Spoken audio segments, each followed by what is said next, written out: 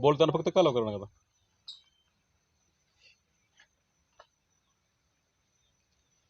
एक साईडची टीम आली ती पण ही करा नंतर पुन्हा, ठीक आहे ना. नमस्कार, आपलं महाराष्ट्र न्यूजमध्ये स्वागत आहे.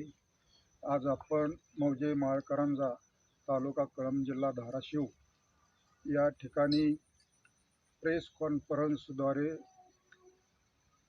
श्री राजकुमार तुपसुंद्रे साहेब यांनी एक माळकरंजाच्या जो शिवार आहे त्या शिवारात बऱ्याच ठिकाणी हातभट्टी दारू विक्रीचं प्रमाण वाढलेलं आहे. त्यामध्ये अतिशय अनेक लोकांचे प्राण जात आहेत. या अनुषंगाने त्यांनी दारूबंदी खात्याकडे कुठल्याही व्यक्तीचं नाव घेता त्यांनी अर्ज दिलेला होता.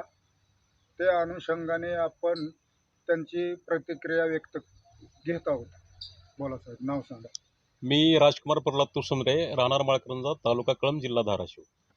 मी गावाच्या सर्वांगीण विकासासाठी, माता भगिनीचे संसार वाचवण्यासाठी, दारूमुळे माता भगिनीचे संसार उद्ध्वस्त होतात. आमच्या गावात कमीत कमी 3 तरुण मुलं जी मेले आहेत त्यांचे अजून परत पुढची पिढी बर्बाद होऊ नये म्हणून ही दारू हा विषय घनिष्ठ आहे.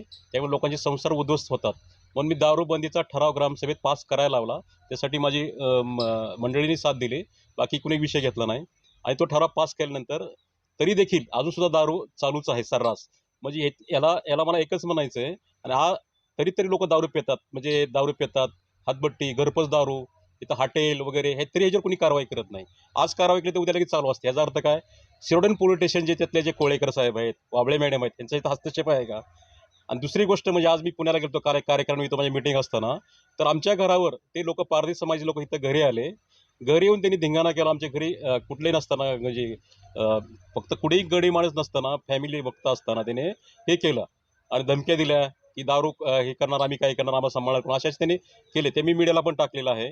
पण मला एकच म्हणायचं आहे, शासन आपल्या म्हणजे भारतामध्ये लोकशाही आहे का नाही हा मला प्रश्न विचारायचा शासनाला.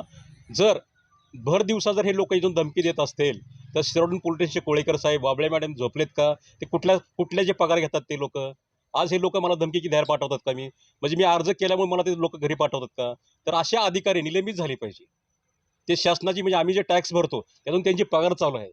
ते भक्षक नाही, ते रक्षक आहेत जनतेचे. त्यांनी रक्षकाचं काम करावं, भक्षकाचं काम करू नये. आणि दुसरी एक विषय म्हणजे अजून एक दुसरी विनंती आहे माझ्या पत्रकार बंधूच्या वतीने की माता भगिनीचे संसार वाचण्यासाठी किंवा त्यांना काय अनुदान म्हणून जे शासनाने 1500 रुपये दिले लाडक्या बहिणी, मला शासनाने तेव्हा एकच विनंती होती त्यासाठी, पण तुम्ही जे 1500 रुपये देता ना त्यासाठी त्या माता भगिनींचे 1500 रुपये देऊन त्यांची जर नवरे दारू पित असेल तर त्यांची जर विधवा झाले तर 1500 रुपये ते त्या विकून त्या बाया काय करणार आहेत? त्या माता भगिनी काय करणार आहेत? तुमचे 1500 रुपये घेऊन चाटायचे का? हे असं माझं देवेंद्र फडणवीस साहेब, एकनाथ शिंदे साहेब, अजितदादा साहेब यांना माझी विनंती आहे की 1500 रुपये देऊन लोकांचे संसार उद्ध्वस्त करू नका. दारू जर बंदी करता, तुम्हाला महसूल जर पाहिजे असेल ती माणसं पण जिवंत राहिली पाहिजे. जर माणसं जीवन ठेवायचे असेल तर तुम्ही दारूबंदी सर्रास राबवा, जेणेकरून माता भगिनी संसार वाचतील. आणि जे म्हणजे आमच्या गावातलंच नाही आहे तर अशा कितीतरी पिढ्या बर्बाद व्हायलेत, त्यांचा मृत्यूदर कमी होईल. मग तुम्ही 1500 रुपये देऊन कोणाला लालच देण्यापेक्षा दारूबंदी कमी करा, लोकांना काहीतरी काम धंदे द्या, त्यांना अपाहिज करू नका, देशाची पिढी बर्बाद करू नका. हे मला एक म्हणजे देवेंद्र फडणवीस साहेब, एकनाथ शिंदे साहेब यांना विनंती. आणि आमच्या शिरोडन पोलीस स्टेशनला असे जर अधिकारी असेल, आज मी घरी नसताना पोलीस स्टेशनला फोन केला, 1.5 तास कुठला अधिकारी आला नाही. मी शिरोडन पोलीस स्टेशनचे अधिकारी, मी त्यांना फोन करून सुद्धा येत नाहीत, अजून सुद्धा आले नाहीत ते लोक. म्हणजे यांना दक्षता आहे का नाही? मग त्या फॅमिलीचे काय त्यांना बोलायला काही गरज नाही? म्हणजे आमच्या हद्दीतले पोलीस स्टेशन असे असेल तर आम्ही जगायचं कसं? तर अशा अधिकाऱ्यांना 100% निलंबित केले पाहिजे.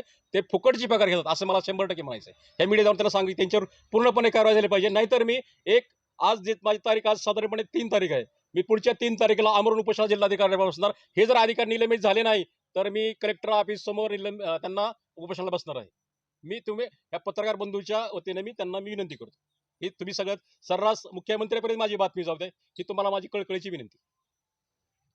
उपोषणाला बसणार आहेत, त्यामध्ये तुमची प्रथमतः मागणी काय असेल? प्रथमतः मागणी दारूबंदीचीच आहे. जे माता भगिनी संसार उद्योग असते, दारू जे बेकायदेशीर दारू चालले असते तरी पण आज बंद करता दुसरा चालू असते, याचा अर्थ काय? तुम्ही त्याला पाठीशी घालता का? तुम्हाला इथं जे आमच्याकडे एक वाबळे मॅडम आहे ती इथे येतच नाही ती बाई. मग हे अधिकारी काय करतात ते? आज भर दिवसात जर इथं जरी आल्या आणि तिथं आमच्या घरी फॅमिलीचं काय बघत नसतं, ते लोक कशासाठी पगार घेतात? त्यांचं काम आहे, ते बीट अंमलदार आहेत बाबा. आणि ते एपी आहेत शिरोडन पोलीस स्टेशनचे आमचे. तिथे याचं काम आहे त्यांचं, बा इथं फॅमिली आहे, असा दंगा झालाय. जर आमच्या घरातलं कोणी मेलं असेल जबाबदार कोण? जर आमच्या घरातलं मेलं तर मी म्हणतो ते शिरोडन पोलीसचे एपी आहे आणि ते व्यावळे जबाबदार राहावं. आणि असे अधिकारी खरंच इलिमेंट केले पाहिजे. ही लोकशाही जिवंत ठेवत नाहीत हे अधिकारी लोक. हे मला शाम बोलायचं. आता एक्साईजचे म्हणजे मराठीत दारूबंदीचे दारूबंदी पथक. दारूबंदी पथक आपल्या समोर आले होते.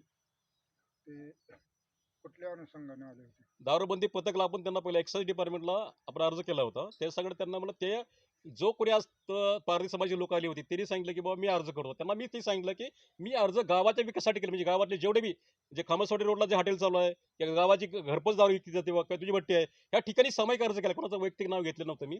तर हा गावाच्या सर्वांगीण विकासासाठी मी अर्ज केलेला आहे की लोकांचे संसार वाचावे, दारू करू नये, यासाठी मी अर्ज केला. आणि त्यासाठी ते लोक आलते की त्यांनी काय सांगितलं की इथल्या पोलीस अधिकाऱ्यांनी एक्साईज डिपार्टमेंटच्या पोलीस अधिकाऱ्यांनी वगैरे मला सांगितलं. मग ते अधिकारी नव्हते, आज जे आले त्यातले बोंदर साहेब होते, त्यांच्या टीममध्ये 7 लोक होते, त्यांच्या टीममधला कोणी नव्हता, दुसऱ्या टीममधले कुठला ते अधिकारी होता, असं ते मला, ते पारधी समाजाचा प्रतिनिधी म्हणला मला. आज जो सकाळचा प्रकार जो झालेला आहे पारधी समाजाने केलेला, त्याच्यावर तुम्ही पुढं कार्यवाही करणार का? हो, त्यांना मी आज फक्त सांगितलं की बाबा तुम्ही हे करा, नाही तुमच्यावर गुन्हे दाखल केले जातील. त्यांनी सर्रास माफी मागितली पाहिजे आणि गुन्हे दाखल केले पाहिजे त्या लोकांवर. धन्यवाद. यापुढं मीनाक्षी तुपसुरे. मीनाक्षीताई तुपसुंद्रे हे प्रेस कॉन्फरन्सला 2 मिनिटाची प्रतिक्रिया व्यक्त करीत आहेत. नाव सांगा. माझं नाव मीनाक्षी राजकुमार तुपसौंदरे.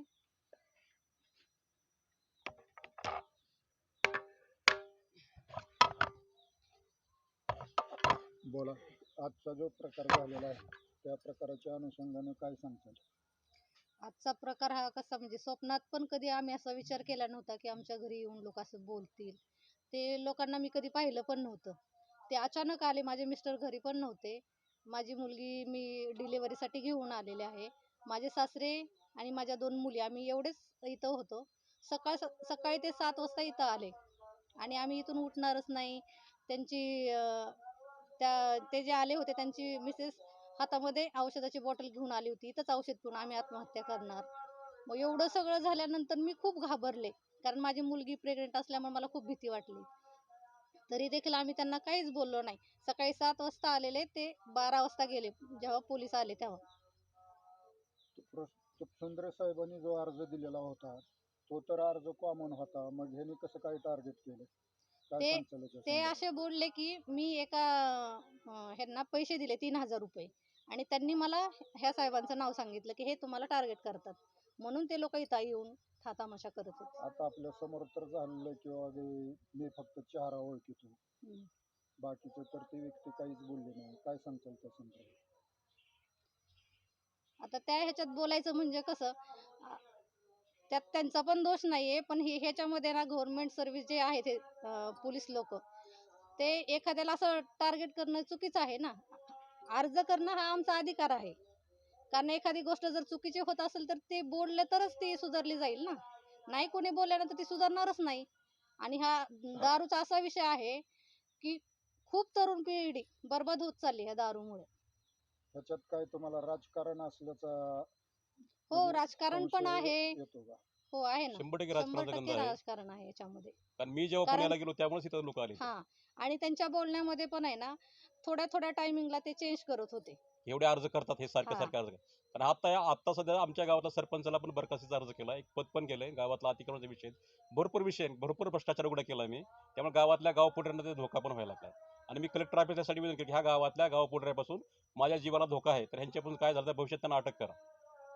शेवटचा प्रश्न विचारतो. आता जे आज रोजी जे झालेलं आहे, पारधी समाज तुमच्या दारावर आला, चर्चा अपचर्चा झाल्या, याच्या पुढे तुमचे काय यंत्रणा कशी असेल? आम्हाला तर असं आता सध्या तर मला तर वाटते, कारण आम्हाला संरक्षण पाहिजे ह्या गोष्टीविषयी. कारण भर दिवसा जर सकाळ सकाळ हे असं होत असेल तर माणूस कसं सुरक्षित राहू शकतो? की पोलीस खातं काय हं? झोपलंय का? जर भर दिवसात जर इथं अधिकारी येत नसेल तर पोलीस खात्यानं काय करतं ही फार महत्त्वाचा विषय आहे. म्हणजे आमच्यासारखा जर माणसाला होता सामान्य माणसाचं कसं होतं. धन्यवाद.